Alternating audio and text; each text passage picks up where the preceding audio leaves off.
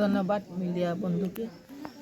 আজকে আমরা বিধানসভা ২৭ কল্যাণপুর প্রমণ্ডনগর ADC constituency ১৬ Mandai Pulinpur VC আমাদের রূপরাই বিসির মধ্যে ২ নং ওয়ার্ডে আমাদের আগামী সংক্রান্তির পরে একটা TWF ত্রিপুরা উইমেন ফেডারেশনের একটা বিরাট জনসভা হতে চলেছে।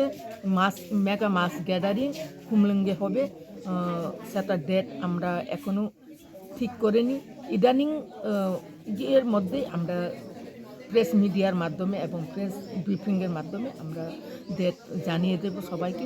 কিন্তু সেই মেগা মাস গ্যাদারিংয়ের পরিপ্রেক্ষিতে আমরা আজকে একটা ছোট সভা করেছি ২ নং ওয়ার্ডে। সেই সভার মধ্য দিয়ে আমরা কিছু গরিবদেরকে ব্ল্যাঙ্কেট এবং মহিলাদেরকে আমাদের TWF মহিলাদেরকে কিছু সুতা বিতরণ করা হয় এবং আমরা সবাই বলেছে যে আমার একটা দাবি যে আমাদের ২৭ কল্যাণপুর প্রমণ্ডনগর এবং ১৬ মান্দাই পুলিনপুর এডিসি কনস্টিটিউয়েন্সির মধ্যে এখনও আমাদের TWF-এর সংগঠন খুবই শক্তিশালী এবং আগামী দিনেও থাকবে। যেহেতু এখানে MDC এখন নেই, বর্তমান আমাদের বাই ইলেকশন করিনি এবং বিসি ইলেকশনও হয় নাই, কারণ আমরা জানি রাজ্য সরকার যদি চায় তাহলে বিসি ইলেকশন এবং বাই ইলেকশন করতে পারে। আমি একটাই প্রশ্ন করতে চাই সবার কাছে এবং আমাদের রাজ্য সরকারের কাছে। রাজ্য সরকারের যেটা গ্রাম পঞ্চায়েত ইলেকশন, মিউনিসিপ্যাল কর্পোরেশন, নগর পঞ্চায়েত এবং আগরতলাতে আমাদের ধনপুর বিভিন্ন বিধানসভাতে যেটা বাই ইলেকশন সেটা বিধানসভার হয়ে যায়। কিন্তু আমাদের এডিসিতে 2টা সিট রয়েছে বাই ইলেকশন করার কথা। আমাদের মাননীয় মিনিস্টার এবং বিধায়ক হয়ে গেছেন শ্রীযুক্ত অনিমেষ দেববর্মা এবং আমাদের এমএলএ হয়ে গেছে যিনি নাকি আমাদের এই ১৬ মান্দাই পুলিনপুরের MDCও ছিলেন। কিন্তু আজ পর্যন্ত আমাদের কোনো এডিসি এলাকার কোনো বাই ইলেকশন হয়নি এবং আমাদের বিসি ইলেকশন মোটামুটি 10 বছরের বেশি পেরিয়ে গেছে, এখনও বিসি ইলেকশন হয়নি।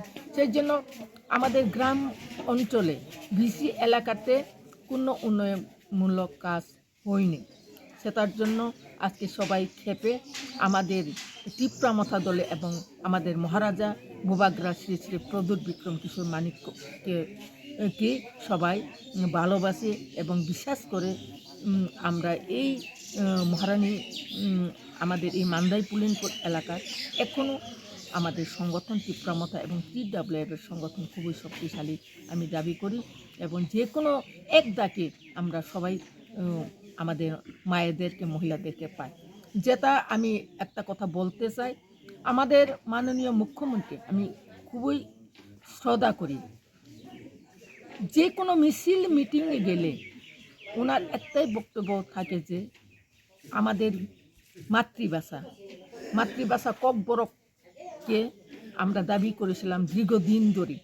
বাম আমল থেকে আমরা দাবি করে আসছি যে মাতৃভাষা আমাদের ককবরককে রোমান স্ক্রিপ্টে দেওয়ার জন্য।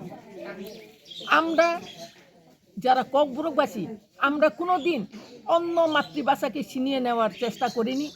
আমাদের মাতৃভাষাকে রোমান স্ক্রিপ্টে লেখার জন্য আমরা দাবি রেখেছি।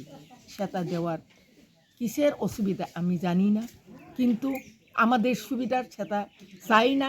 আমাদের এই রাজ্যের যারা সরকার চালাচ্ছে সেটাই আমি দাবি করব এবং সবাই বুঝে ফেলেছে যে ত্রিপুরা ছাড়া নিজের মায়ের মাতৃভাষাকে যদি আমাদের কোন স্ক্রিপ্টে লিখব সেটা যদি অধিকার না পায় তাহলে এই দলে থেকে বা লাভ কী? সেই জন্য আস্তে আস্তে আমাদের দলে সামিল হয়েছে।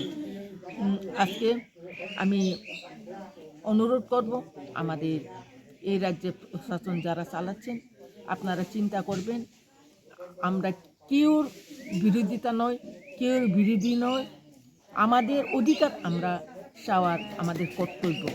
সেই জন্য আজকে আমাদের এই মিটিংয়ে খুবই গুরুত্বপূর্ণ আলোচনা হয়েছে এবং সবাই একতাবদ্ধভাবে আমাদের TWF-কে আরও শক্তিশালী করার জন্য সবাই সামিল হয়েছে, সবাই নিয়েছেন। ধন্যবাদ সবাইকে।